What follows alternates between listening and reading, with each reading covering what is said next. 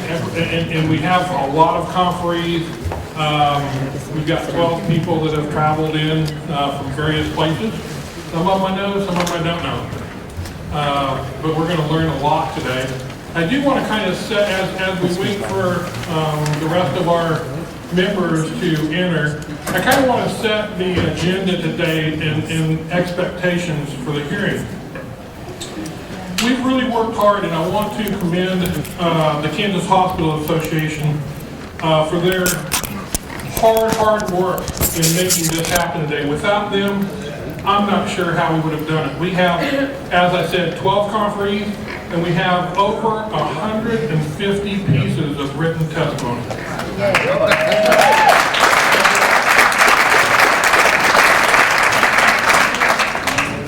Chad Austin and his staff have done a wonderful job. Chad, I really appreciate what you've done. We really don't have a whole lot of time when you look at the number of conferees, and so we want to make sure that everybody has the proper amount of time. We'll explain the bill. We'll have our revisor explain the bill, and then we'll start into the conferees. There's a few items of decorum that I think it's important that everybody pay attention to. Number one, it was nice for the clap, but no clapping from now on. And really listen to the conferees because they're here to make the case. And so please don't interrupt the conferees. Give them the time that they've been given to really do what they need to do. We want everybody to hear. I know there's some people outside. Hopefully you can hear with the microphones. Will be loud enough to where you can hear. No signs, no gestures, no photographs except for media. The media is also recording this. We've got print media, and we've got, of course, the couple of TV stations here. We want everybody to walk away from today and say this was a good meeting. And if we've done that, we've done our job. So I welcome you all here. And we're going to start off with our revisor. The revisor is going to give us a quick synopsis of this bill, and then we'll get started with the hearing. Nora?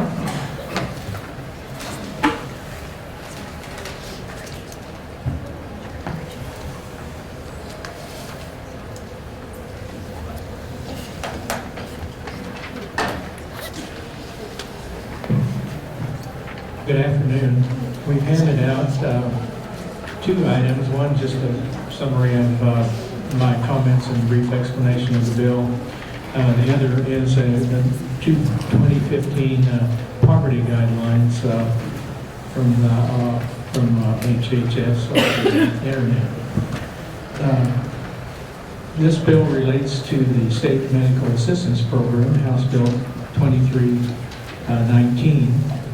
It was introduced by the Committee on Appropriations. The bill relates to the medical assistance program and concerns the expansion of that program. The bill was on page 5 in the language in lines 5 through 12, which is the current law, and provides that medical assistance eligibility for recipients of benefits shall not be expanded as provided for in the Federal Patient Protection and Affordable Care Act, unless the legislature expressly consents to and approves of the expansion of Medicaid services by an act of the legislature. So it would require an act of the legislature, which is in effect what this bill is proposing to be. The second change in the bill is on page 15, new subsection C at the bottom of that page. And that directs the Department of Health and Environment to develop a federal Medicaid waiver application for what the bill calls Budget Mutual Managed Care Program, to be known as KanCare 2.0 to provide access to health care coverage options of newly eligible individuals. And it defines newly eligible individuals to mean those otherwise eligible athletes between 19 and 65 years of age with an income equal to or less than 138% of the federal poverty level with documentation required of citizenship and residency status. The bill would become effective on publication in the statute book, which is July 1 of this year, if it were enacted into law. that's in essence of it. Committee, do you have any questions for our advisor? Seeing none, we'll move on. Our conference is going to start with Tom Bell. He's the Executive Director of the Kansas Hospital Association. As we have the conferees come up, Representative Concannon, the Vice Chair of the committee, will keep track of times. And so when she raises her hand, understand that you need to stop and we'll move on. Tom, it's yours. Thank you. Thank you, Mr. Chairman. And I appreciate the comments about the quorum because I got to tell you, I often have a problem with getting interrupted by applause. I want to thank you for having me here, and also want to thank Governor Brownback for his openness to this issue.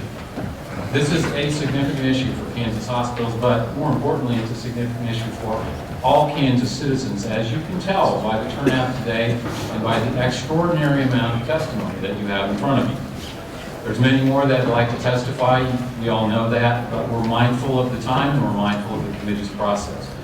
So what we've tried to do is to organize this and the conferees so that you hear representatives from representative comments from healthcare providers, from businesses, and individual Kansas citizens. And we're also mindful that there are issues on both sides of this. Legitimate issues, legitimate questions. And we're not coming here trying to say that this is the only way to do this. But I think what we are saying is that this is a way to build on the current privatized Medicaid program in a way that supports the economy, in a way that's fiscally responsible, in a way that promotes personal responsibility and provides person-centered healthcare coverage for hundreds of thousands of Kansans who don't currently have it. Mr. Chairman, we've got a notebook in front of you.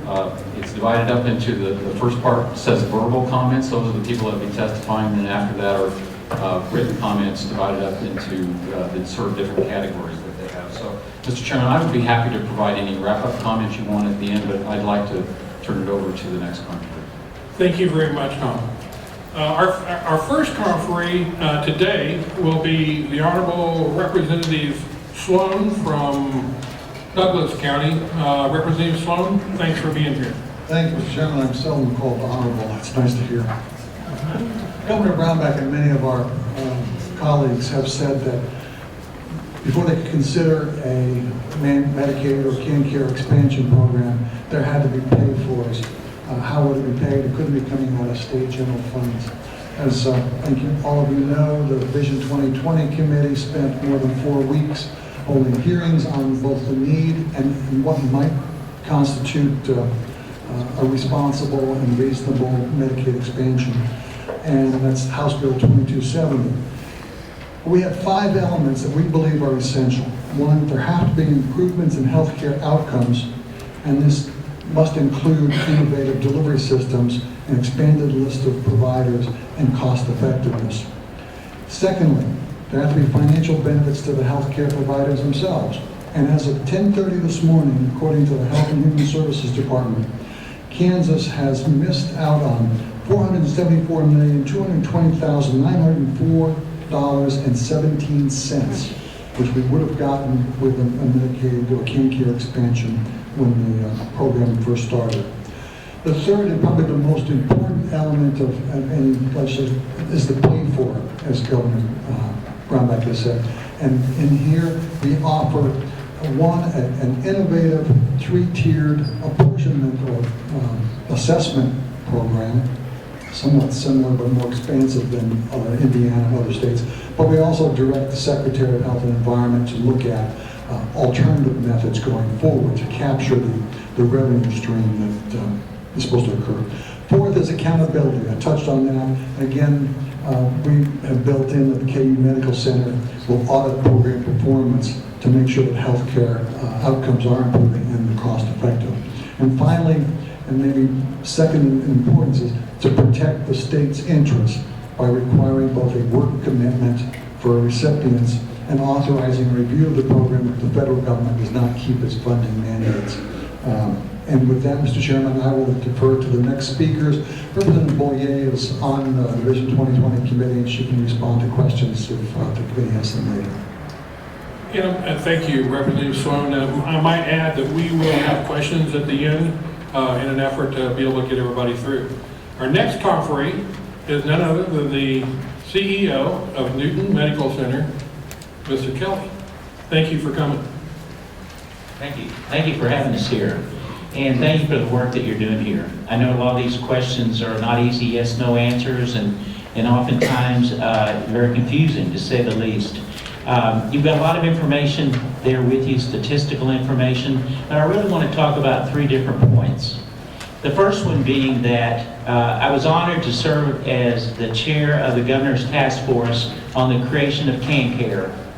The idea behind KanCare was that we could do a better job in a more cost-effective way by creating a managed care program for Medicaid. It's been a good success. The mechanics still need some work, but the idea behind it is good. If we put money into prevention and managing in the front end, we save more money instead of treating people when they get sick. In fact, a lot of studies say that if you spend $1 to keep someone well, you save $7 caring for them when they're sick. The other idea, if you manage care, you'll have better health outcomes. That was the goal of KanCare. And the governor's office himself said that if you put in a program like this compared to the program you have now, that you could save up to $1 billion over 5 years. I think we can take those same principles and those same goals and apply it to KanCare too. The second thing that I've heard about was we don't want more people dependent upon the federal government or the government. I can tell you, I'm a fiscal conservative. I think least government's best government, but there's a time for government to be involved in issues, and I believe this is one of them. When we invite industry into our towns, our communities, we provide a tax credit for them, kind of a period of incubation so that they can become strong and independent at a certain point in the future. That's good business for our state. 70% of the people who would be included in the expansion of Medicaid are working people. These are not people who want to be dependent upon the state, or they'd already be there. But they need help during this time in their lives or their careers to get to a point where they can become independent. That's good use of our resources. The third thing is funding. Well, who's going to pay for this program? Well, I can tell you with the Accountable Care Act, whether we agree with it or not, part of the money that was intended to expand Medicaid came from other sources. Kansas hospitals over the 10-year period will have $1.5 billion taken out of funds that would have been for Medicare payments that will go to fund this. One of the things that this bill proposes, give us a chance to bring this to a discussion and try to find a way that we can reach an agreement for a lot of these things. We want to expand care. We want to be proactive. We don't want it to be a fiscal burden on the state. I am confident that there are enough groups who are wanting to do that we can achieve each one of those. Thank you. Thank you, Mr. Kelly. Next, we have Dr. Bob Mosier from the University of Kansas Hospital and former Secretary of the Kansas Department of Health and Environment. Thanks for coming. Thank you. Good afternoon, Chairman Hawkins and honorable members of the committee. I'm honored to be here today. I'm speaking in behalf of the University of Kansas Hospital as a proponent of the House Bill 2319. I think it's important, though, I want to mention that this really goes beyond just the hospital interest. I've spent my entire career as a primary care provider advocating for patients and with the goal of hopefully making a positive impact on improving the health of our citizens. And I believe this bill can go about doing that. And I don't want to reiterate a lot of the data that you're going to see in my written testimony and hear from other conferees. But I do agree that, when the bill was written, the Affordable Care Act, the hospitals knew that, some of the give back would come with the expansion of the Medicaid population. They knew that there were going to be Medicare cost reductions in their payments. And that certainly occurred, and that started in 2010. That's been going on for almost 5 years now. But add to that, look at the models of the care that were already taking place. We were already moving toward value-based care, very similar type of goals as Mr. Kelly mention about what KanCare was designed around was how do we improve the goals of the outcomes and lower the cost of care going forward. And I certainly do agree that this gives us an opportunity to sit down and have the conversation around looking at the KanCare model. How can we move forward and find ways to accommodate for expanding to that population that's not able to qualify for premium tax credits or for Medicaid because of where our current stance is. I think it's also important as a provider to mention, really what does this population, this expansion population look like? And truthfully, the majority of them are employed. They're able-bodied individuals trying to make a go of it, but for a variety of reasons, a variety of circumstances, they're in a position where they're not eligible for some of these benefits.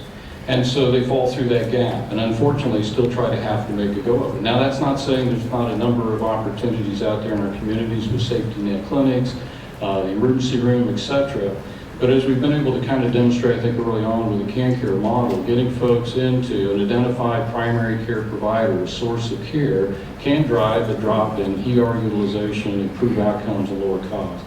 So I really just want to reiterate that I think this is a great opportunity to have the conversation, begin the deliberation of how can we take our caring values as Kansans and our other values and adopt that into changing the model going forward to serve Kansas.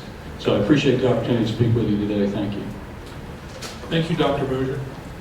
Next, we have Terry Dunn from Greater Kansas City Chamber of Commerce. Welcome. Thank you, Mr. Chairman, and thank you, committee. I'm very honored to be here. I serve as the chairman of the board of the Greater Kansas City Chamber of Commerce. I also spent 25 years as president and CEO of J. Dunn Construction Company. I retired at the end of this last year. And one of our projects that we're very proud of is the renovation of the state capitol. We are a $3 billion company. I still continue to serve on that board of directors. I also represent several other companies as a director, and that's UMB Financial as the lead director, Kansas City Southern as a director, and MGP Ingredient in Atchison, Kansas as a director. I also serve as chairman of TechExcel, which is a technology venture company in partnership with K-State on tech transfer. I also am proud to say that I'm a lifelong Republican. I'm married to the mayor of Leawood, Kansas, who actually happened to be one of the co-hosts of the inaugural event this past January. Just quickly on the Chamber. The Chamber of Commerce is made up of 2,400 members representing metropolitan Kansas City. These are small business and large business alike. The area encompasses about 1 million lives that are on the Kansas side of the state line. On behalf of the Chamber, I provide this testimony supporting HB 2319, which will expand KanCare and provide important funding strategies and jobs in Kansas. I'd like to focus on the pragmatics of the bill and the facts. Kansas budget. State's expecting a $400 million shortfall in 2016. HB 2319 will bring an estimated $2.2 billion in revenue between 2016 and 2022. HB 2319 will leverage $2.2 billion in federal funds through 2016 to 2020. For the Kansas taxpayers, Kansas have already paid over $355 million in taxes and fees, dollars that have left this state to pay for the Affordable Care Act elsewhere. We need to keep Kansas dollars in this state. Employee health insurance. Kansas is trying to be more business-friendly as a goal. Without this bill, the KanCare expansion, employers will pay higher prices for employee insurance. Jobs. Kansas also has a high priority of being a supporter of creating jobs. A study by George Washington University shows that without KanCare expansion, the state will lose 4,000 jobs throughout all sectors in the state over the next 5 years. Expanding the workforce. Self-sufficiency is important in returning citizens to the workforce. Without KanCare expansion, 27% of disadvantaged Kansas will not be able to achieve self-sufficiency. Healthcare cost. Without HB 2319, state uninsured will continue to seek care in most expensive places, that is the emergency rooms and a number of our hospitals, which again is leading to increased costs for all other Kansans. In summary, HB 2319 will bring healthcare costs down and jobs up, bring a Kansas solution to a new federal regulation impacting employers, employees, and healthcare providers, add much needed funds to the state's budget, reduce healthcare insurance costs for Kansas businesses. The Kansas City Chamber of Commerce urges this chamber, the elected officials, the legislature in the state of Kansas, to move forward and pass HB 2319. Again, thank you for this opportunity to testify. Thank you very much for being here, Mr. Dunn. Next, we have a consumer. I hope I don't say this wrong. Marceline Dover, welcome to our committee. Honored to be here. Chair and members of the committee, the National Multiple Sclerosis Society lends its support to Medicaid expansion so that all qualified Kansans have access to affordable, comprehensive health care. The National MS Society believes that the passage of House Bill 2319 will have significant positive impact on many, including Kansans living with and affected by multiple sclerosis, their caregivers, and their family members. Multiple sclerosis, or MS, is typically diagnosed between the ages of 20 and 50, when most are raising families, advancing their careers, and maximizing their earnings. Yet studies show that only 40% are in the workforce 10 years after their diagnosis, and some lose access to their employer-based health coverage. Many others are forced to work part-time to cope with the effects of this disease. The average annual cost for someone with MS in the U.S., including both direct and indirect costs, i.e. lost wages, is approximately $69,000. Of course, approximately $39,000 consists of healthcare costs. 70% of persons with MS report difficulty paying for healthcare, even with health insurance, and many are forced to delay doctor visits and split their medication doses or to skip them altogether. I am one of the 4,500 Kansans living with multiple sclerosis. It started in early 2013. I was sitting down at work when I noticed my legs felt kind of funny. I just felt like I couldn't feel them the way that I used to. I didn't have any insurance. My mom had me on CHIP when I was in high school, but since I was no longer under the age of 18, I didn't have coverage. My mom paid for my initial doctor visit. The doctor said she would really like to do an MRI, but since I didn't have insurance, she was just going to go ahead and call it a pinched nerve. She prescribed 6 weeks of physical therapy with no follow-up appointments. Then, summer of last year, I noticed something. Walking to and from classes was difficult. I stumbled a lot and even fell down on occasion. Maybe my pinched nerve just didn't heal, I thought. That happens, right? I tried not to worry and just to carry on. Then one day at work, I started slurring. It lasted about 10 minutes or so every other sentence. It didn't feel right. Then out of nowhere, I remembered something that I read on a website. Slurred speech is a symptom of MS. I thought, no way, not me. I don't have a disease. I'm 21, I'm in the prime of my life.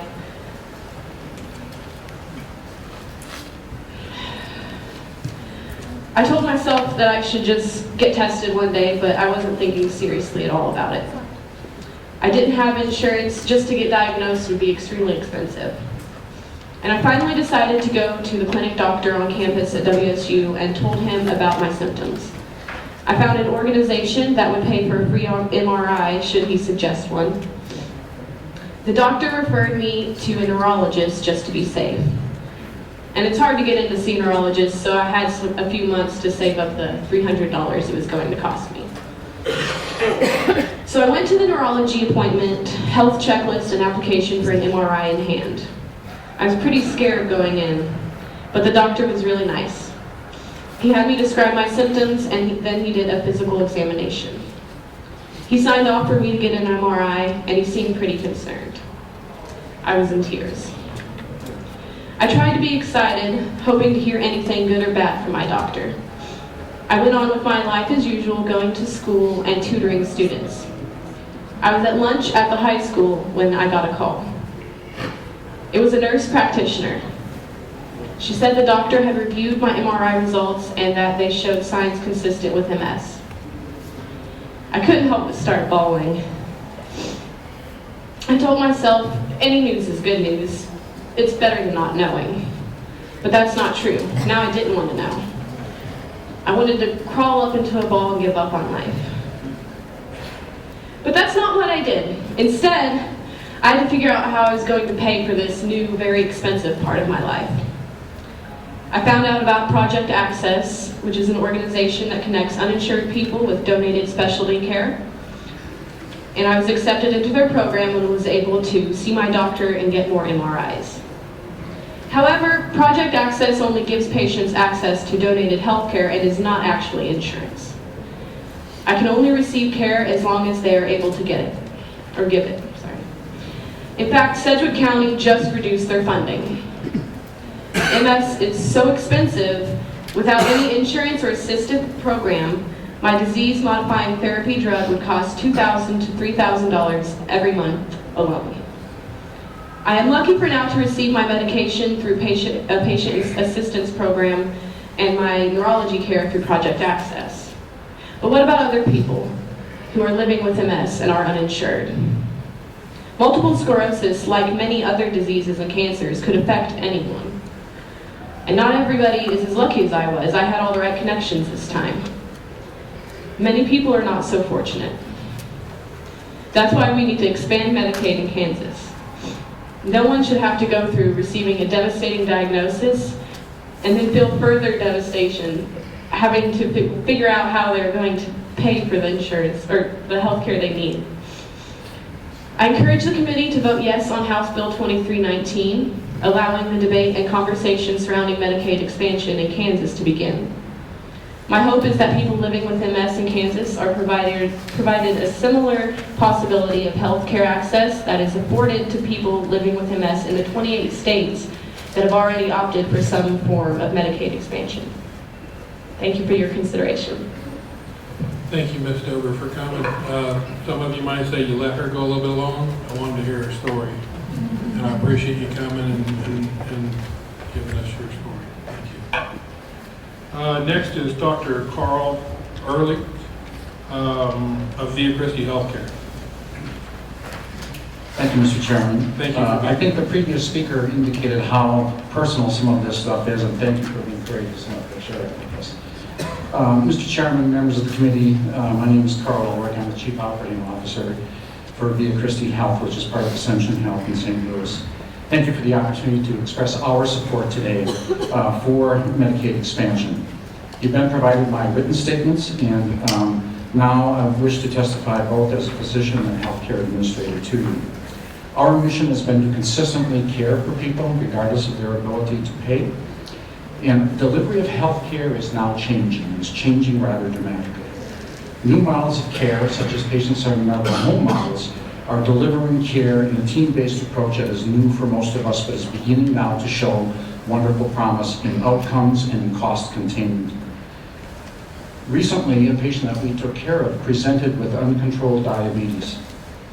The new team that began working with her allowed her, through counseling, through making medications available to her that previously had been denied her because of her financial situation, and provided her with some lifestyle change counseling, ended up averting a disaster in her particular life. Within 6 months, she'd shed 42 pounds, and her blood sugar, which had been erratic and extremely high when the diagnosis was first made, had now normalized. Without access to care, she could have gone into diabetic coma, requiring expensive utilization of the emergency room, which is the most expensive portal of entry into the healthcare system, as well as the cost of a subsequent hospitalization. Expanded KanCare could provide this type of care to approximately 180,000 more Kansans, including well over 100,000 who are currently employed. Our experience shows that providing access to care will save Kansas money. In 2014, new models of care have reduced hospital admissions by 23%, hospital readmissions for the same diagnoses by 43%, emergency room visits by 12%, and the cost of care to our patients also by 12%. Recently published studies from the state of Oregon indicate that those who now have access to Medicaid coverage was associated with an increase of 35% in likelihood of accessing care prior to the time where they did not have that assistance available to them. So I'm reminded of the old TV ad that says, you can pay me now or you can pay me later. There's a tacit implication there that if you do preventive care, you avoid the expensive catastrophic care that is needed later. This is very true in medicine as well. So what we're trying to do is give people access to care, provide care with them, make early diagnosis and early interventions, avoiding then the extreme cost of care later in life. It also allows the patient to live without the burden of disease. I do understand the emotionality of the politics and the prioritizations that you as politicians must undertake in considering this bill. But perhaps it's time for all of us to figure out a path towards passing this bill, however complex it may appear to you. Thank you for your time and consideration today. I appreciate it. Thank you, Doctor. Next we have Jerry Slaughter, Executive Director of the Kansas Medical Society. Thank you for coming here. Thank you, Mr. Chairman, members of the committee. I'm Jerry Slaughter with the Kansas Medical Society. I'll be very brief. You have my statement. Kansas Medical Society represents about 4,500 physicians, MDs, and DOs in the state of Kansas. We do support this legislation. We would encourage your favorable consideration of it. I want to touch on 2 points. First of all, this issue is really about increasing access to care for those people who are uninsured today in our state. With one stroke, if you pass this bill, you can almost reduce the number of uninsured in our state by half. That is remarkable. And you'll be able to do it in a way that's got some safeguards built in, some financial protection. I know there are concerns, and these are legitimate concerns on the part of a number of legislators, that we could enact the law and the legislature and the federal government at some point would change the rules of engagement and put the state of Kansas at financial risk. I believe KHA has done a prudent thing. They built in safeguards into the bill that if it isn't budget neutral, the legislature could back away from it or make adjustments. I think there are protections. But make no mistake, this is really about increasing access to care for people who are unable to get care, insurance today, either because of health status or employment status. That's consistent with KMS policy to the extent that private insurance can't be there. We encourage the public programs to step up. Finally, and I think the hospitals probably won't say that, but we can say that, representing the physician community, as a result of changes at the federal level, which had nothing to do with anyone in this room or the hospital community or the healthcare provider community in our state. The federal financial support through the Medicare program and uncompensated care programs has been dramatically reduced for Kansas hospitals, putting them at significant financial risk. We cannot take care of the healthcare needs of the people of the state of Kansas if we don't have a financially viable hospital community. To the extent that this program will help mitigate that problem, it is well worth consideration. We would urge your support. Thank you very much. Thank you, Jared.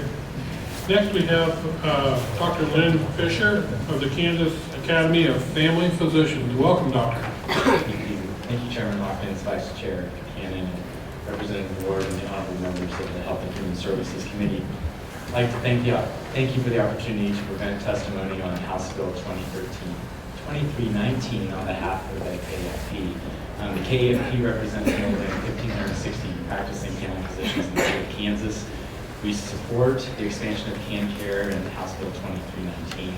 You have my written testimony. You also have the written testimony from Dr. Doug Ruenbacher, our KFP president and Pointer. And besides representing the Academy, I come to you today speaking from the viewpoint of a practicing rural physician. I currently practice in Brooks County, includes the towns of Plainville, Stockton, Palco, I'm a small business owner. I'm not employed by the hospital, so I run my own practice. I employ a physician's assistant, have a couple of full-time RNs, a part-time RN.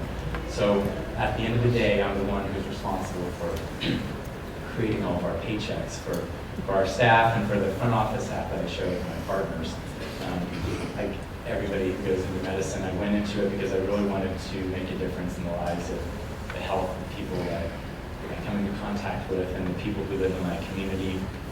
I knew growing up in a rural area of Kansas, from Ellis, Kansas originally, that I was going to go back to rural Kansas and I was going to choose primary care. I wish I could have been one of the lucky KMS recipients and have had my education paid for, but I graduated with 6 figures of debt from KU Med and I'm working hard still to pay off those loans. I do not have a business degree, and so I often make decisions and lead with my heart and not with my head when it comes to the practice of medicine. When I accept patients into my practice, I do not screen what kind of insurance the person has. Primary care practices in larger areas may sometimes be able to limit the different types of insurances they accept, but when you live in rural America, you don't. Currently, my self-pay patients represent about 10% of my visits per year. Private insurance is about 50%, and then KanCare and Medicare makes it about 40%. And for newer partners coming in, usually that share is a little bit higher for the self-pay patients. I try really hard, we all do, to do what's best for the patient. A new patient schedules to make an appointment, they get 45 minutes with me. If they qualify for a full write-off, they get about $15 for that 45 minutes. It's not difficult to see that that's not going to cover my expenses, but I try not to think about it because I want to do what's right and just for the patient, and I hope that I have the right mix of patients that at the end of the day, I can continue to provide that service for them. The other option would be, for these patients to wind up in my local ER, and we know that the overall costs are much higher for them to be seen in the ER than in my practice. And as I navigate through the office visit with a self-pay patient, I'm often limited what I can do. I can make all sorts of recommendations for preventative care, pap smears, mammograms, colonoscopies, advise different immunizations. But if there's not brand many available, oftentimes they choose not to get those services done. I try very diligently to prescribe generic medications, but again, sometimes those aren't available. Oftentimes we do a lot of social work types of things trying to get people covered.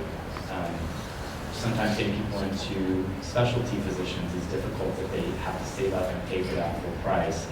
I know that if people had more self-pay patients had insurance, I can impact their care in a meaningful way.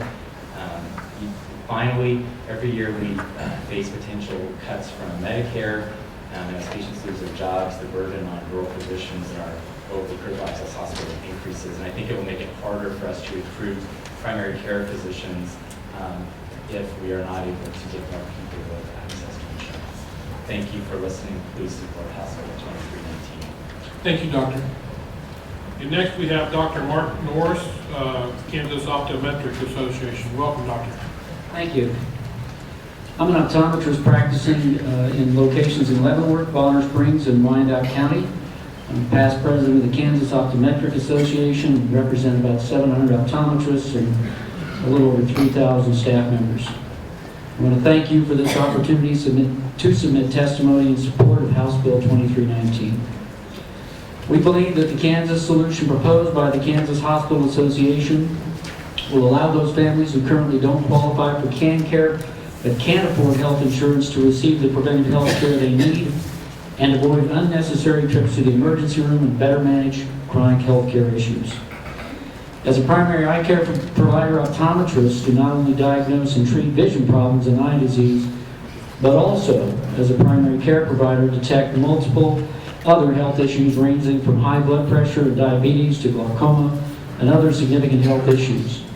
As you heard from many others earlier, early detection and treatment can have significant impact on a patient's overall health and result in considerable cost savings. On really just the vision care side of it, proper vision care early in a child's life is especially critical. 80% of learning is a result of visual processing. Because of this, many optometrists across the state participate in a program called See to Learn, where we provide free vision assessments to 3-year-old children. About 15% of those children seen through the program have a vision problem, and this number grows to 20% by the time they reach kindergarten and 30% by the time they reach high school age. Some of these vision conditions can be treated simply with eyewear. Others require surgery or treatment that can result in permanent vision loss if not detected and treated at an early age. Many of these vision issues have a direct impact on a child's ability to learn and can affect career opportunities down the road, so it is critical that every child have access to regular preventive eye health and vision care. We appreciate your consideration of the Kansas solution proposed by the KHA and request your support of House Bill 2319. Thank you for your time and commitment to the state. Thank you, Doctor. And next up, we have Larry McElwain of the Lawrence Chamber of Commerce. Welcome, Larry. Good afternoon, Chairman Hawkins and members of the committee. It's my pleasure to be here in front of you today and to represent the Lawrence Chamber of Commerce.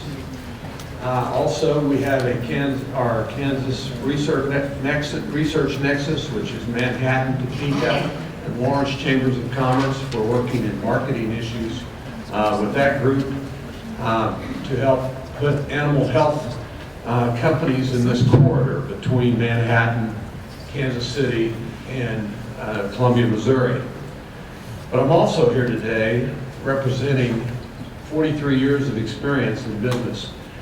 I owned and was a chairman of a company that owned funeral homes across Kansas, 12 funeral homes in small to medium-sized communities. So in those years of experience, I had intimate contact with Medicaid patients and people that were on SSI and social rehabilitation services in Kansas. And I had an experience of being able to see what happens to families, the devastation that occurs with health issues and what all of that leads to as far as family health. I do feel that in the Kansas Research Nexus, we have 3 communities. We have 3 outstanding universities in there, as well as Baker University and Haskell Indian Nation, 2 Big 12 universities. We have medical schools in that area, in that corridor. We have law schools. We have veterinary schools. We have a lot of things to be blessed for and a lot of things to be thankful for. But we need to look more at the rest of the state and their needs too. It's not about what we have, it's what some people don't have or what they will miss if those things are taken away from them. So I'd like us to look at other hospitals and healthcare facilities across Kansas that really could use the support of House Bill 2319 and what it would mean to their patients and the people. It's really about 169,000 people in Kansas that is estimated that do not have health insurance, 160,000 of those being below the poverty level. So we really do appreciate this committee and Representative Hawkins and also the governor of the state of Kansas being willing to listen to this presentation, that we think it's a statewide issue. It doesn't matter what we have, it's also making sure that we look out for those that don't have some of the things that we have. So I thank you for this opportunity to be in front of you today, and I urge your support of this House bill for the people of Kansas. Thank you. Thank you for coming, Larry. Next, we have Brian Brady of the First Care Clinic. Welcome, Brian. Thank you. Chairman Hawkins, members of the committee, on behalf of the First Care Clinic and the Kansas Association of Medically Underserved, I'm pleased to provide my testimony in support of House Bill 2319. I'm here on behalf of 250,000 Kansans that the KMU member clinics serve. 2 out of 3 of those patients live in poverty, and around 50% of them have no insurance. Expanding KanCare is a decision to invest in our healthcare system and make needed reforms to the Medicaid program in Kansas. Specifically, you may think that a little clinic in Hays, Kansas doesn't stand to benefit much from Medicaid expansion. But annually, there would be an increase in revenue of $332,000 to my clinic, a reduced uncompensated care margin of $240,000. And we all know increased revenue means increased capacity. And even in Hays, Kansas, where we have an outstanding healthcare system, we still can't take care of everyone that needs care. Second point I'd like to make is access is prevention, is crucial to prevention. Without access to care, they can't access the preventative services that mean so much to saving us money. Let me give you a little bit of an example. When we enacted KanCare in 2013, adult dental services for prevention were added. And this population has been huge from what we've seen. We have patients now coming every 6 months to get their teeth cleaned. Before, the only thing Medicaid would cover is an extraction and the exam to see if that extraction was necessary. That absolutely makes no sense, because before that, we were promoting someone to wait until they were in dire pain to come show up at our clinic or the emergency room before to get their problem addressed. Now we're paying for the prevention, and we're seeing extreme benefits. We actually have patients even paying for things out of their own pocket to improve their oral health. And it is just absolutely amazing. Another example from our medical side is we had a patient come to us in 2010. Uncontrollable diabetes, hypertension, the list goes on and on. In 2011, this patient was hospitalized 4 times. We were able to get this patient's disease under control. Diabetes, blood sugars, hemoglobin A1C are now normal. Since 2011, this patient has been hospitalized 0 times. That is what we're talking about with access to prevention. We keep them out of the ER, out of the hospital, the things that are costing us the most money when we talk about our healthcare system. And many of those hospital visits started with an ER visit. It's not just, you just don't show up at the hospital and say, put me in. The last point I'd like to make is that KanCare expansion relieves an incentive not to work. You might say, what am I talking about? Well, what about a parent who's on KanCare right now and has children at home to worry about, so they have to worry about their own health care and staying healthy. But the moment they go back to work or they start working, they make too much income to qualify for KanCare. And so, we pull the rug out from underneath them. And, we pull them halfway up and we let them fall again. So, on behalf of the 250,000 Kansans that are served at the KMU member clinics, I urge you to work House Bill 2319 and support KanCare. Thank you, Brian.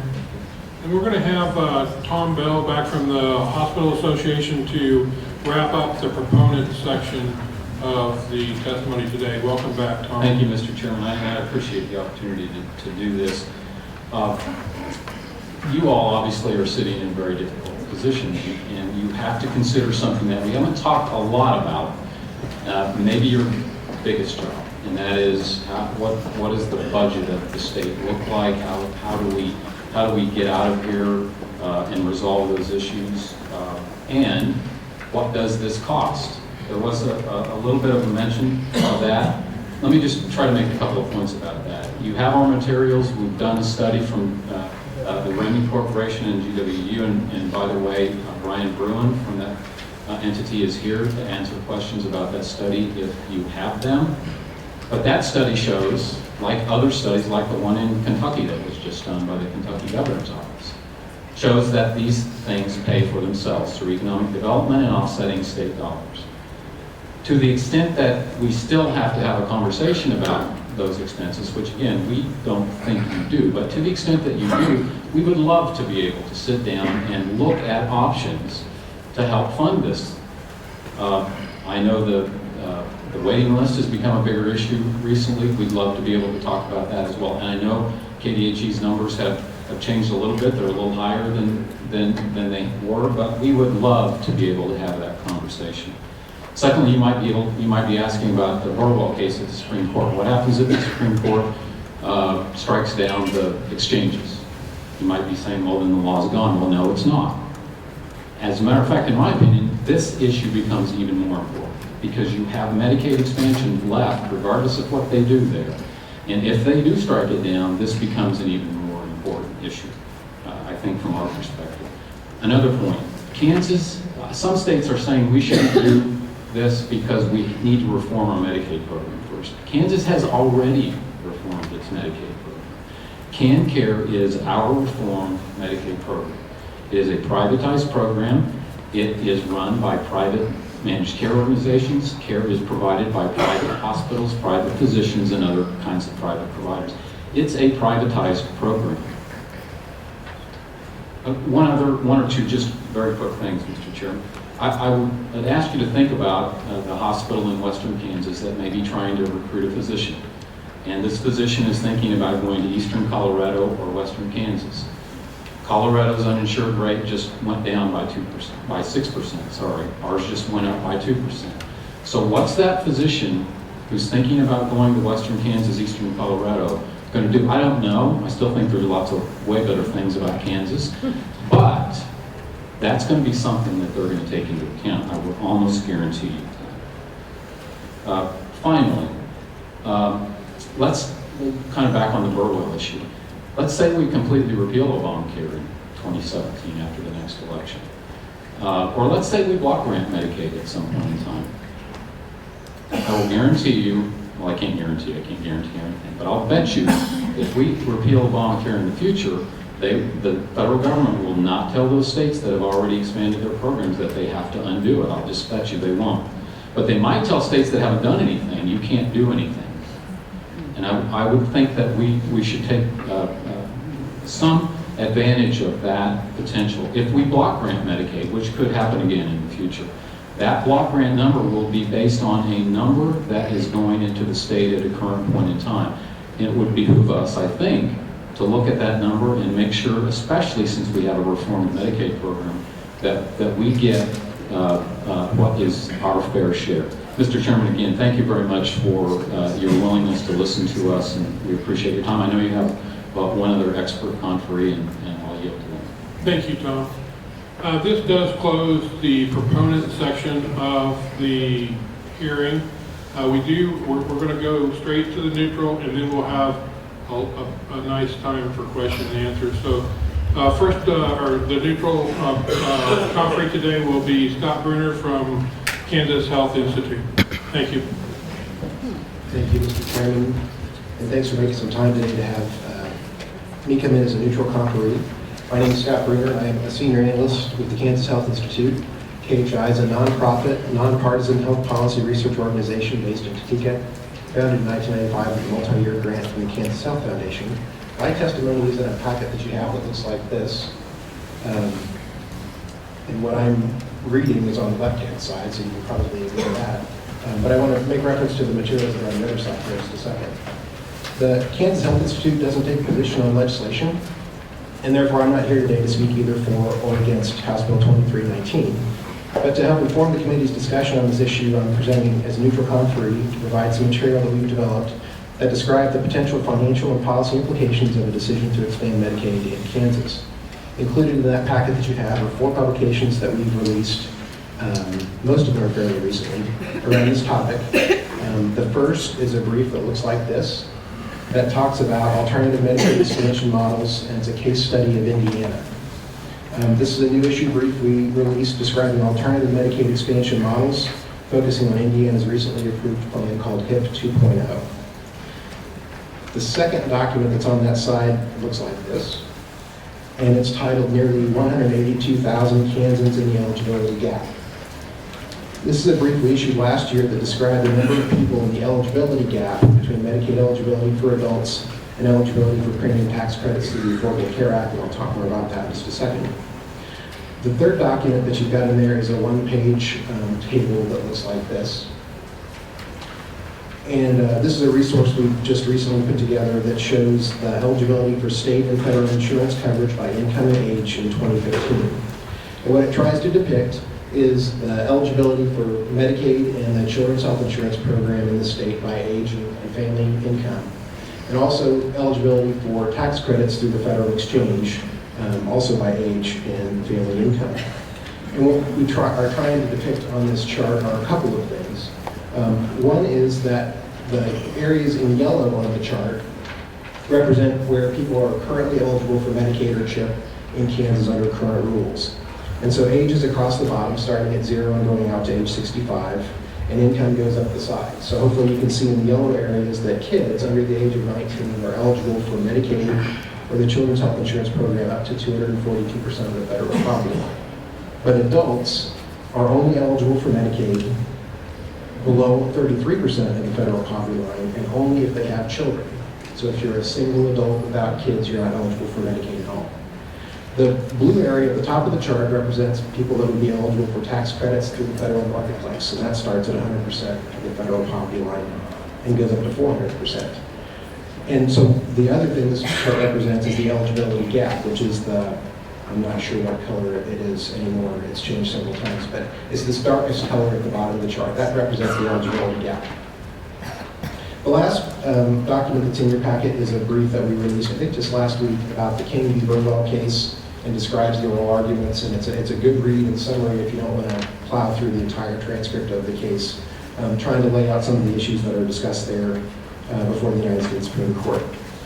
There are many issues that the committee should consider when looking at the implications of expanding Medicaid to low-income adults. And one I want to focus on today is the eligibility gap. There's 182,000 Kansas adults in the eligibility gap who earn too much income to qualify for Medicaid, but also earn too much to qualify for tax credits through the Affordable Care Act. Adults in this eligibility gap don't have to pay a penalty because they can't, for not having health insurance, but then they're either financially responsible for their own health care costs, rely on the safety net for care, or have the cost of their care passed on to insured patients. And that's one of the implications that's caused in states that have chosen not to expand Medicaid programs, that there's this gap that's created. And that's something that you have to think about as you balance the current and future costs of expanding Medicaid with the benefits of broader insurance coverage. Second, in all of our analysis of the issue of Medicaid expansion using Kansas data and reviewing results from other states, suggests that raising the eligibility level for adults to 138% of the federal poverty level would cover somewhere around 151,000 low-income adults in Kansas. If Kansas expands its program, the federal government would pay 100% of the costs for those newly eligible adults through 2016. Then in 2017, the state's portion would be 5% of the total costs, and that state share increases to a cap of 10% beginning in 2020. The children of these newly eligible adults would be incentivized to enroll through what's known as the Woodwork or the Welcome Mat effect. The healthcare costs for these children would be subject to the regular state matching percentage rate of about 43, almost 44% in state fiscal year 2016. The cost for these new enrollees at the regular matching rate, plus the reduction in the federal share of Medicaid expansion costs over time, mean there would be new state costs if Kansas expands Medicaid sometime in the future. If you have any questions about the information that I've included, I'm happy to stand for questions or come back. With that, I'll see any questions at the appropriate time. Thank you, Scott. We're gonna start the question period right now. Committee is really. Mr. Chairman, it's actually a point of personal privilege. I have come from my ICU room to testify here today and did not have an opportunity. I can make my comments 3 to 5 minutes, but I would very much like and respect the opportunity to speak to this panel today. I thank you for coming, but if I open it up for you, I've got to open it up for 200 people outside. And you realize that we've had one consumer talk today. This is my life. I've been in an ICU hospital room, and I'm here today. I thank you. I thank you for coming, but you understand the situation we're in. No, I really don't. I understand that you're not willing to listen to a consumer whose life is affected by this. Let him speak. Thank you. Let him speak. Let him speak. Committee, questions? Representative Ward. Scott, would you?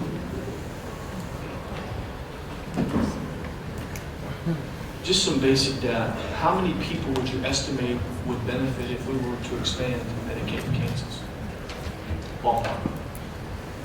For the newly eligible adults, it's at least 151,000 based on the number of people that are in the income range and uninsured in the state. Okay. And have you all in doing your research, can you describe the person? Are we talking about working people, non-working people, single people? Do you have any kind of basic description of the people that would benefit from expanding Medicaid? I think other conferees have already mentioned that some percentage, not quite half, of folks in that income range are working, and that's supported with census data. I don't think I have the exact percentage here with me. If you look at the eligibility gap brief, this isn't exactly the population that you've described. But on the back page of that, there's a chart that we did that took the gap population by income, so people between 0 and 100%, and then broke that 100% into thirds. And you can see that of the 180,000 people that are in the gap, most of them, or the plurality of them, are between 67% and 100% of federal poverty. So at that much income, there'd have to be some, they'd have to have some level of part-time or multiple part-time jobs. And just to make sure I'm thinking correctly, the eligibility gap means I'm too poor for tax credits, but too rich for Medicaid and Kansas. That's right. How much money would be generated, or maybe the hospital association knows this better, but if we were to expand Medicaid in the next 3 to 4 years, how much additional federal money would come in for our healthcare system? There's a range of estimates that have been done. We've done some. We looked at KDHE's estimates from last year. I believe the fiscal note that they presented would have a number in there as well, and that would be the estimate of record for your deliberation. And they would probably be more comfortable talking about that. The proponents could talk about that from the work that they've done. Okay. And then the last question, if somebody else has questions. Tell me what the income level is when you talk about 138% of poverty, so we can get a handle on how much money people are making. Well, I point you to this chart, and that's why we put it together. 138% of the poverty line for a family of 4 is $33,465 a year. Thank you, Representative Ward. Representative Kelly. Thank you, Mr. Chair. And my question is for Mr. Bell, I think, of the Hospital Association. Maybe he can answer for me best. Medicaid expansion probably wasn't high on my list until I represent Montgomery County, and we have one very stressed hospital. We have another that is probably not at the same level, but still not good. A couple of large nursing home chains that all are experiencing issues. My fear, and I wondered whether you confirm it or not, is that without the expansion and the amount of money that I believe that it would bring into my county, maybe $4 or $5 million,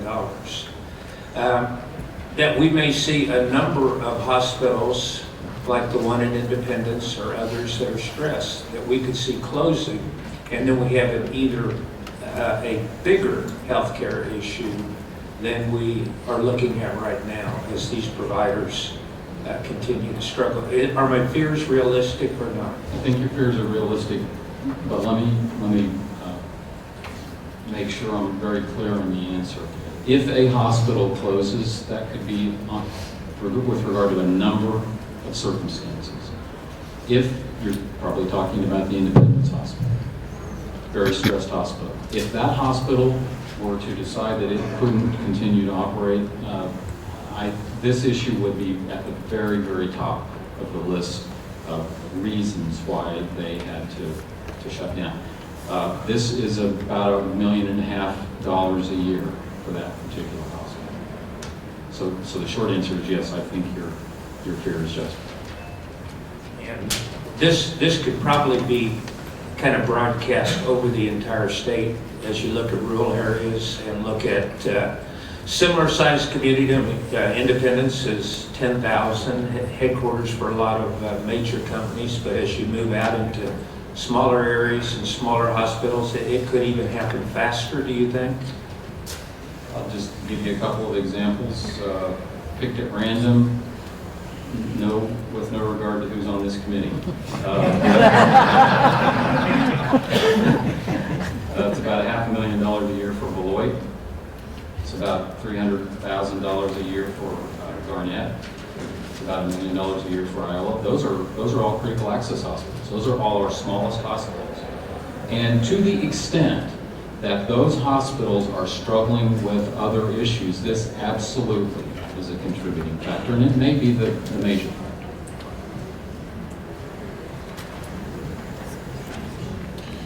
Thank you, Representative Kelly. Representative Osterman's now.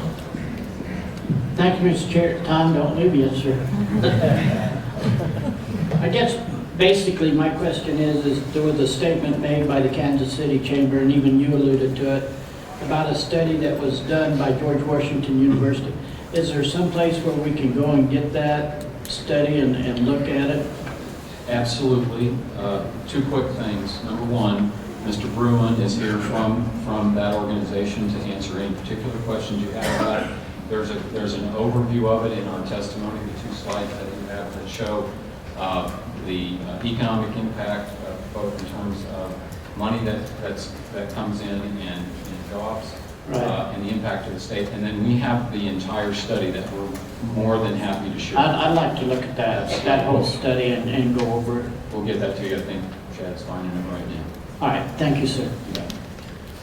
Thank you, Mr. Chair. Thank you, Representative Osterman. Representative KanCare. Tom, you're back up. Actually, this is for Tom or Dr. Mosier. I just wanted to follow up on Representative Kelly's conversation about the hospitals. And, you know, I talk a lot because I have 4 critical access hospitals in my district, and I talk a lot about the rural hospitals, but I'm not always conveying what the issues are. Could you just kind of real briefly explain how the maybe the reimbursement, how the circumstances are a little bit different for rural hospitals than they are for the bigger ones? Let me make a couple of quick points and then turn it over to Dr. Mosier, who knows way more about rural health care than probably everybody in this room put together. But critical access hospitals are those very small hospitals, usually rural, with 25 beds or less.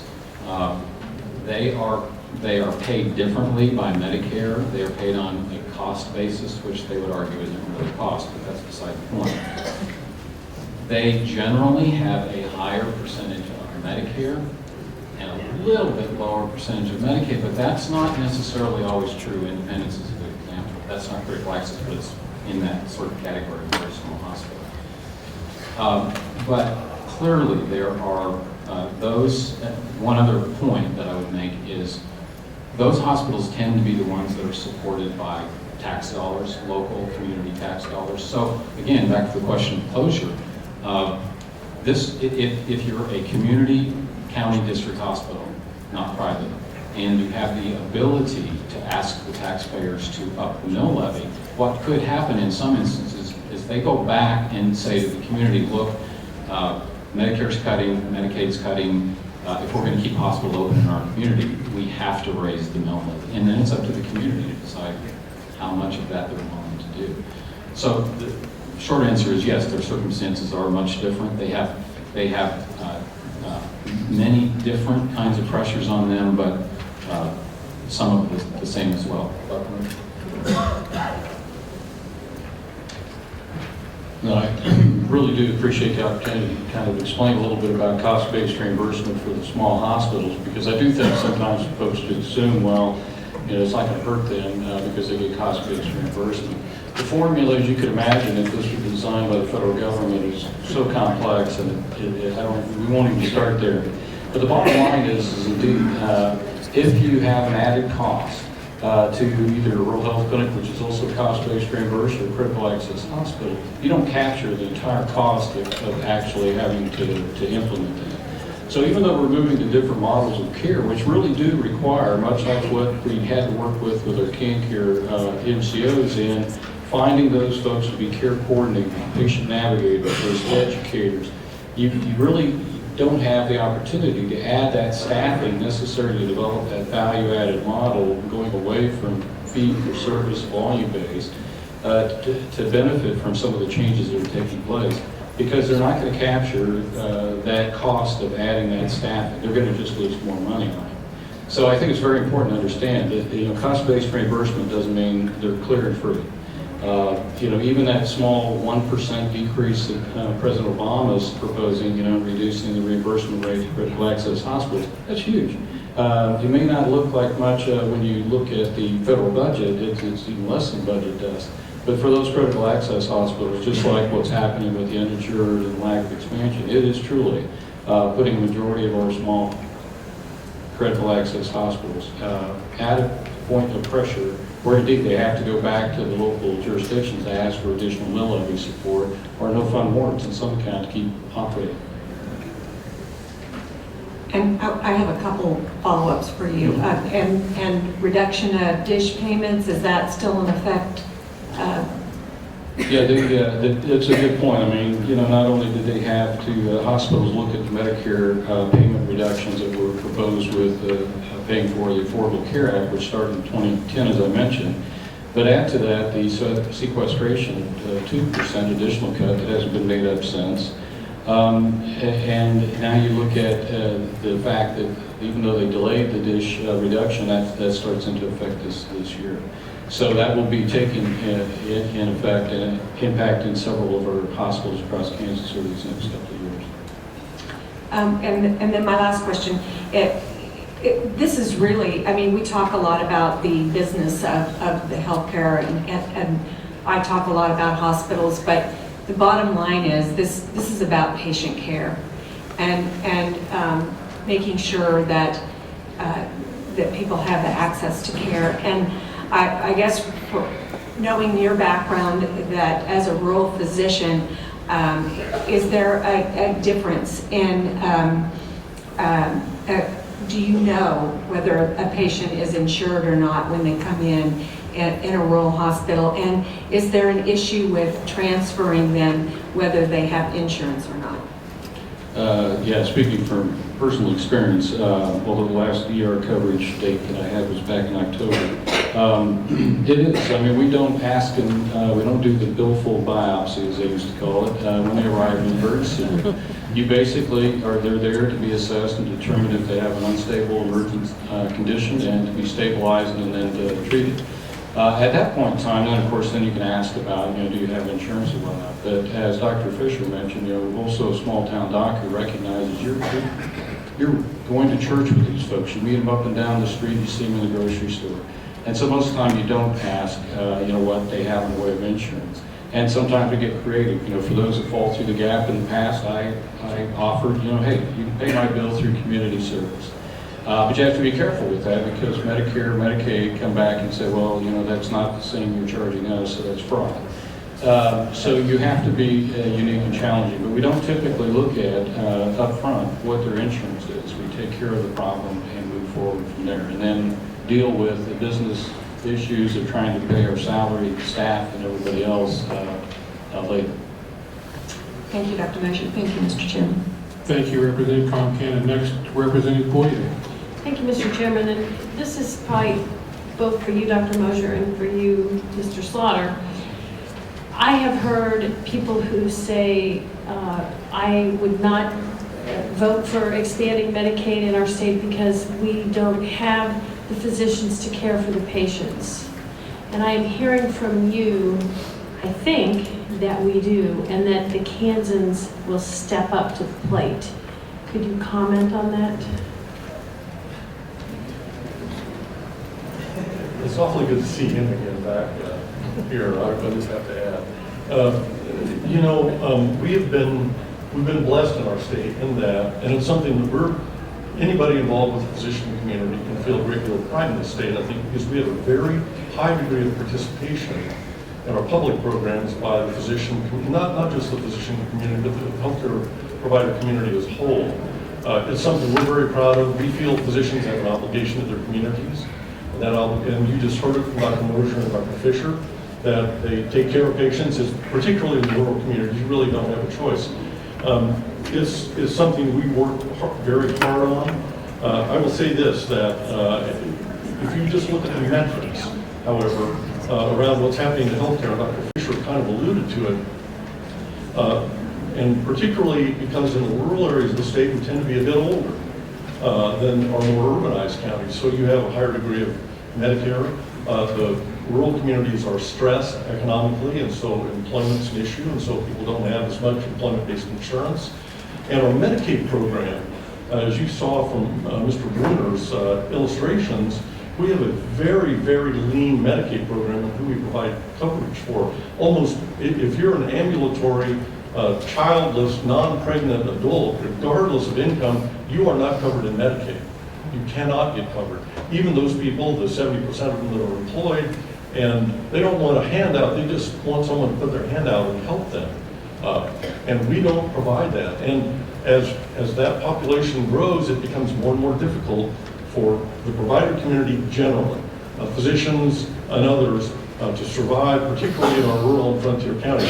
I will also say this, that we're particularly sensitive about this because hospitals don't have a choice.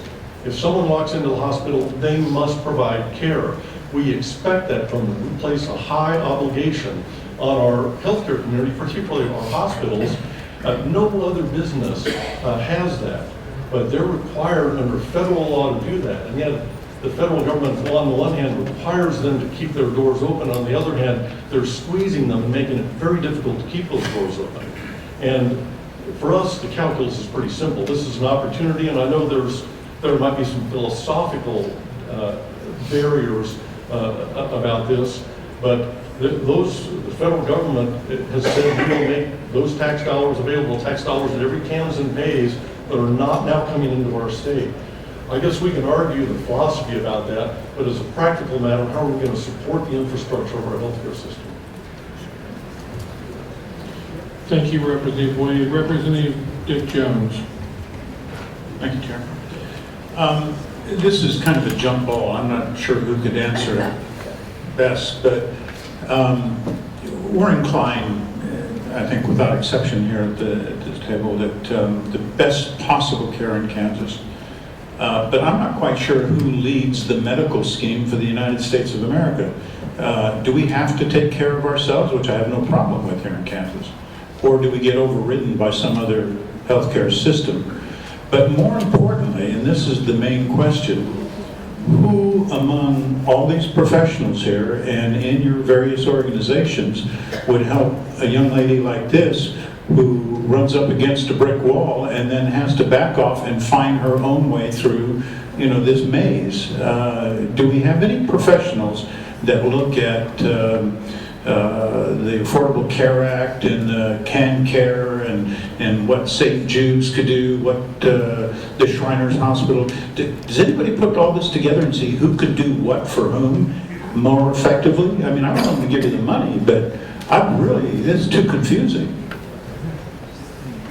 Oh, you're a brave man. It's an excellent question, and I think what you've done, and by the way, Marceline, thank you for telling your story, because I think what she did was to describe the hodgepodge of a primary care system that we have. Again, we have designed a Medicaid program in our state, KanCare, that's designed to do exactly what you're suggesting ought to be done. Let's get people early. Let's give them a medical home. Let's get to them and let them know that we want to take care of their problem even before it gets to the point where Marceline accessed the system. And maybe she didn't necessarily run into a brick wall, because she did get excellent care eventually, but had she been in the KanCare program, I would suggest that maybe she would have had a little bit more organized a way to work through the system. And I think that's one of the benefits of this program that Governor Brownback designed. Well, I think we'll do our part, but I really would like to see some sort of roadmap published out there that helps people like her, because I can certainly tell you she's probably had some lonely nights and really difficult times, in spite of the fact that it turned out well. But there's a lot of people that haven't. So we need something to tie all this melees together. It's just an absolute necessity. And I think my point is KanCare is that roadmap, and KanCare does try to tie all those things together. Good to hear. Thank you. Thank you, Chair. Thank you, Representative Jones. Representative Hill? Thank you, Mr. Chairman.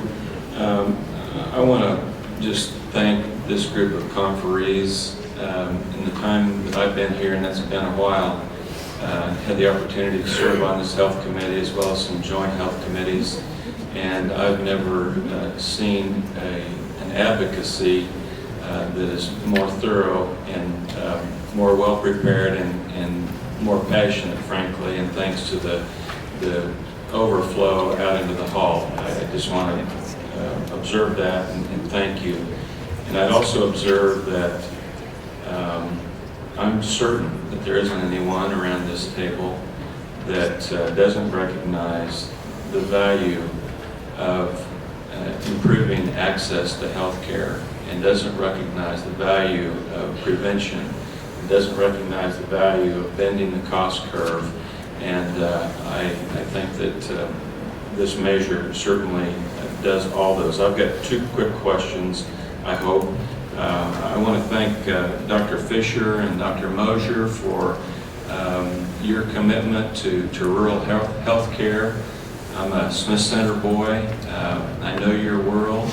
But just a question for the two of you, or perhaps someone else would offer their perspective, and that's the extent to which somebody does make it into a physician and has the opportunity for some primary diagnosis, might have something prescribed, and finds out they can't afford the medicine. And I know we've got programs that help people with that, but it's difficult. It's got to be the physician that goes the extra mile, or the social safety net system that does that. How much of an issue is that for the diabetic or the asthmatic that is going down a path of getting into real trouble because they can't afford their medicine, they are uninsured?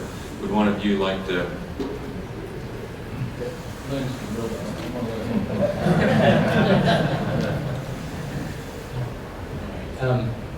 There's probably not a week that goes by that I'm not dealing with. Sure. Right. Not a week that goes by that I don't deal with that type of patient scenario, and spend a lot of time, not as much time sometimes being able to spend time with patients as I do having to deal with the paperwork issues. But if I identify somebody like that, I mean, there's some great programs, Walmart, Dillon's, Walgreens, they have their cheap medicines, but sometimes that can't cover everything. Like if somebody has chronic kidney problems, the best medicines may not be on those lists, and then you prescribe a generic and or prescribe a brand name, and again, they can't afford that. And so usually it's my nurses, will spend the time printing off the form, getting that paperwork to the patient or in the office, trying to get that information so that way we can get people the meds that they need to take care of the problems that they have. I have an additional question, if I might, and this is maybe asking for some reassurance from Dr. Kelly or Dr. Mosier.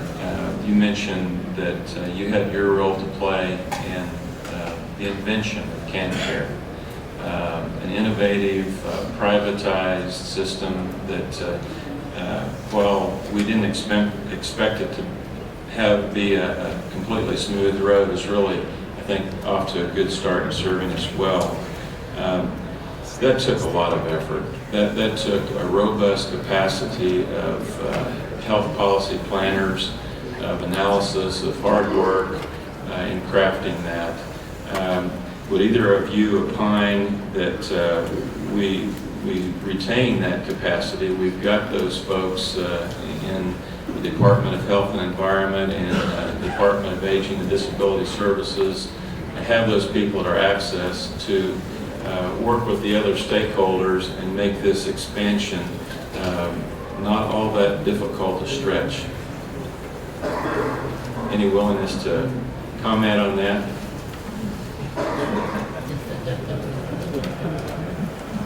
No, I appreciate that, and I agree with you. As I mentioned in my testimony, I think this is an opportunity, if we're allowed with the passage of this bill to basically start the process, because we know with KanCare that didn't just happen in a couple of months. It was a very long, deliberate process, and once we kind of have an idea, a template to present to CMS and start debating with them what they will or will not approve, and although we look at the Indiana HIP 2.0, you know, there is maybe finally some opportunity to find some increased flexibility. But regardless, as Mr. Bell also mentioned, we still need to be working toward developing the model to look at how could we address that. And I recognize that there are too some other issues that you guys all have to deal with that very well aware of. And the waiting list is one of those, but I'm also very concerned. It's not going to do much good to be on the waiting list if there's no providers, no healthcare systems out there to take care of them, because they're falling by the wayside because of all of the payment reductions and everything else that they've been dealing with for over 5 years now. So I think it's important that we recognize we really do need to sit down and start having the debate, start having the discussion, start working on a Kansas design, and at least move the conversation forward.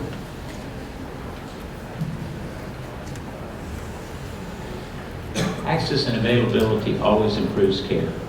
It always will. And I think what KanCare was attempting to do was to create a system that I think Representative Jones addresses your concern. We have such a maze and such a complex system that oftentimes, even though help may be available, you don't even know how to access it. And part of the KanCare program is creating caseworkers or navigators to help people who don't understand this. I mean, it can be frustrating for me to deal with the system, let alone someone that hadn't dealt with it all these years. And so that's a part of KanCare that's important to help people along through that process and the steps. That's the managing of the care. And it's doing a good job. Again, some mechanics, but you expect that in new programs. But that program is there. It awaits for the expansion of KanCare 2. Thank you, Representative Hill. Representative Wilson. Thank you, Mr. Chair. This question's for Tom, if you don't mind coming back up. And I feel like I'm getting back into the mechanics a little bit after some really great comments about the process as a whole. But I do want to say that I think this hearing is a and the product that you all have come up with is a reflection of what happens when people collaborate across seemingly uncrossable lines of public and private, political spectrums, and for-profit, non-profit, all of those things. I think we see you can get some really great results with collaboration. My question is kind of a technical one.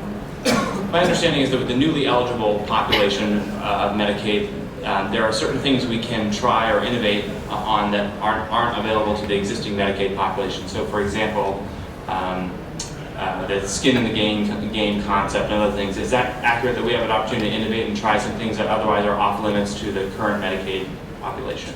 Yes, and just look at the principles that we put in the front of your notebook, I think, and the Indiana plan that Scott Brenner talked about. The Indiana plan has probably pushed the envelope the farthest. They actually agreed to this lockout. But the idea of personal responsibility, skin in the game sorts of things, and there's a number of those in there, are things that clearly the federal government has said we will accept now. And I would submit to you that if states continue to push, there's probably more of a willingness on the part of the federal government to look at these things than maybe even in the last couple of years. So I think the short answer is yes. And if I may, so then, do you think there's the potential that if we find wildly successful alternatives to the newly eligible population, that those could eventually be applied to current eligible population? There's absolutely no reason that that couldn't happen at all. I just wanted to add one quick thing about what Representative Concanon said. One of the things that always makes me a little bit uncomfortable as we talk about this issue is that we do tend to talk about, hospitals and businesses and dollars and the budget, but it really is about patient care. It really is about people. And you can see that there's a lot of people interested in this, but it's the sort of people that work in hospitals, it's the sort of people that Jerry represents, that Dr. Mosier and Dr. Fisher are. It really, truly is about patient care. If I can just step up. We have an example in Kansas City with a number of the larger companies working with Cerner. And right now, we have a very interactive program with employees of high risk. And those employees are going into early treatment, they're going into proactive lifestyle changes, and it is significantly bending the cost curve. And an aspiration would be if KanCare can reflect the same type of attitude, that it has the resources, that it can become proactive. You're going to address the questions that Representative Jones and Representative Wilson were raising just a moment ago. Thank you. I appreciate all of the conferees that came today. I truly appreciate the professionalism, the questioning, the information given. I think this was a productive meeting. I hope everybody feels the same way. This is the first half. Tomorrow we get the second half. And we'll hopefully be back here tomorrow, but we can guarantee this room will be open. If it is, we will be here. If not, we'll have to be back in our room. Thank you for coming, and I adjourn the meeting.